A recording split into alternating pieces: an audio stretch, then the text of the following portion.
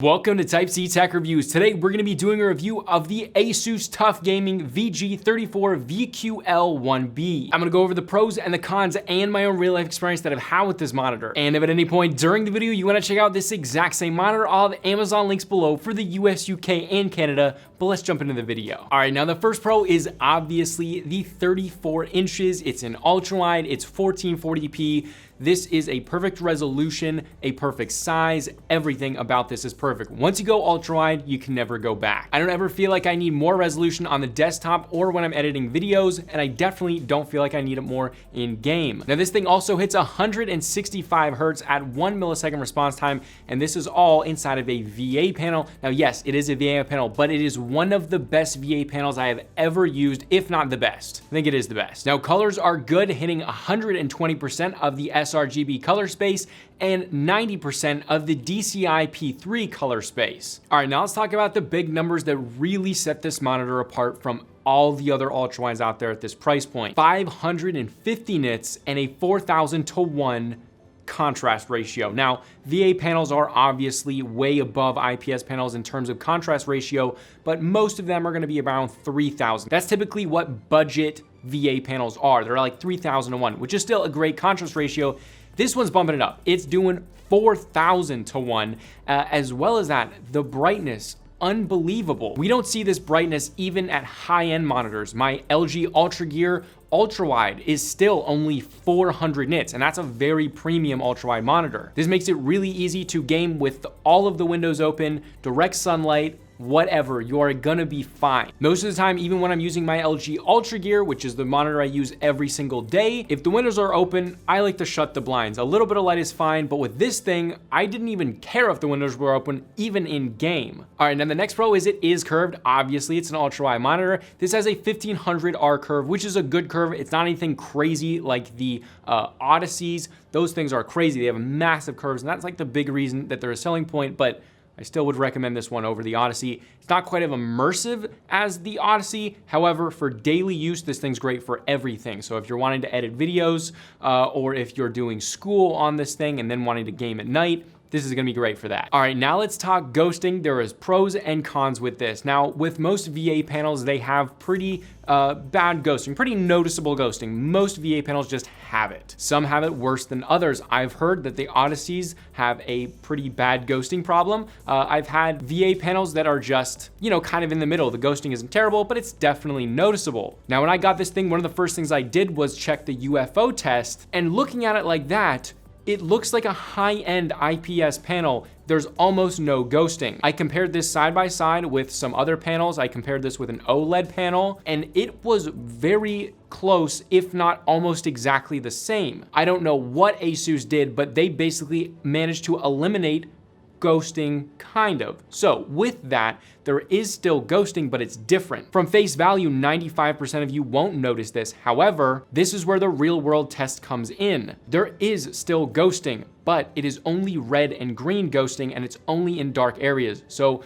when I was playing Warzone, the first time I noticed it is when you're running up the stairwells and it gets pretty dark in there. I started to see red and green ghosting. No other ghosting. They separate the colors, which is very strange. I've actually never seen this before, but it is definitely apparent in dark environments in game. Now, I will say I never saw this on anything else besides fast-paced gaming. So any desktop use, any editing, never saw it even once. Only when I was doing fast-paced FPS gaming. Now, it's definitely noticeable if you're looking for it. If not, it's not that noticeable. If you're in a super dark area, like if you're playing a horror game, it'll probably be a little bit more noticeable. However, it's only when the red and green colors are pretty vibrant. So if you're seeing something like if you're in a stairwell, somebody throws a Molotov cocktail and you move really quick, then you're gonna see it. That being said, it didn't affect my KD ratio, it didn't affect my gameplay, it wasn't even that annoying to me. However, if that's annoying to you, you might not wanna look at this thing. However, if you don't want that thing, you're gonna have to bump it up a lot to get an IPS panel. We're talking $300-400 to get something like the LG Ultra Gear, which is one of the best IPS ultrawides for gaming out there. All right, moving to the next con pro. This does not have G-Sync. It is compatible with GeForce graphics cards or NVIDIA graphics cards, but it does have FreeSync Premium. And if you guys don't know, you can use FreeSync Premium with NVIDIA graphics cards. So if you have an RTX, a GTX, you'll be good to go. Now the next Pro, this is very small, but it has dual 2-watt speakers. They're not super loud. They're not very nice. However, they are there, and they are better than some other integrated monitor speakers, but this is only if you just need it in a pinch. All of a sudden, you just don't have your headphones hooked up. Maybe you need to hear something for school. These are there. All right, now let's talk ports. This is another big pro with this monitor. This has 2 HDMI 2.0s, 2 DisplayPort 1.4s, a 3.5mm audio out, and then 4 USB-As. That is really awesome to see. All right, now let's talk the stand. The stand's actually quite nice. Asus does a great job with stands. The actual feet are very wide, but they don't project forward. It's more of side, so it doesn't take a whole lot of desk space. As well as that, it has tilt, it has height adjustable, and it does have a little bit of swivel, very small amount, although it's an ultra-wide, so a little bit goes a long way. There is no rotation though. Now let's talk about the integrated cable management and the back of the monitor. Now this is actually quite nice. It's very different. I've never seen anything quite like it. You kind of have the cables going from the sides, and then it goes down the back, and at first it was kind of weird, but you get used to it and it actually works quite well, and it hides the cables nicely. Moving on to the next Pro, we're gonna talk about weight. This thing weighs about 20 pounds with the stand, and without the stand, just the panel itself, it weighs about 14.5 pounds. Now this is still light enough where you can use a fairly inexpensive monitor arm to mount this on your desk if you don't wanna use the stand. I love doing that, especially with ultra-wides. It cleans up your desk, makes it look like it's floating. And for this one, I recommend an Automech one. I've used this one a lot with monitors of this size and even some a little bit heavier than this, and it works fantastically. So I will also have that link below if you do wanna go check out a monitor arm. I will be doing a standalone review of that monitor arm very soon, so subscribe if you wanna see that. All right, now the last thing we're gonna get to is this is an 8-bit panel, not a 10-bit panel. This does not have frame rate control, so it's just a 8-bit panel. Now this is marketed as having HDR10 and VESA Display 400 HDR, or VESA Display HDR 400. Now this does have enough nits to have VESA Display HDR 400, although HDR10, you have to have a 10-bit panel to have HDR. That's like one of the things that you need, and this is not a 10-bit panel. This is only an 8-bit panel. This is very common to do this false advertising. Almost every single monitor is marketed like this with HDR10 or HDR VESA 400. It's just false advertising and it's not true. I will be coming out with a monitor buying guide on how to look at specs and how to see through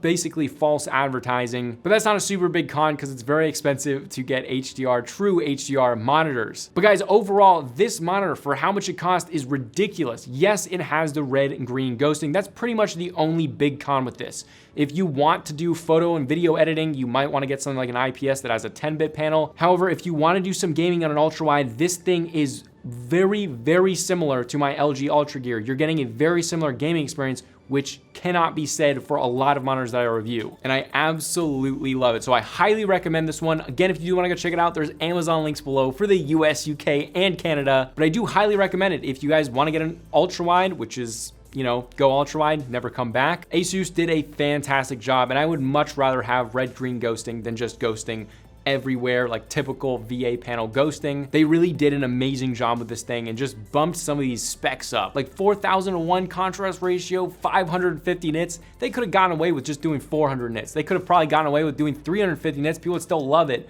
but they went over the top this time, just destroyed all competition.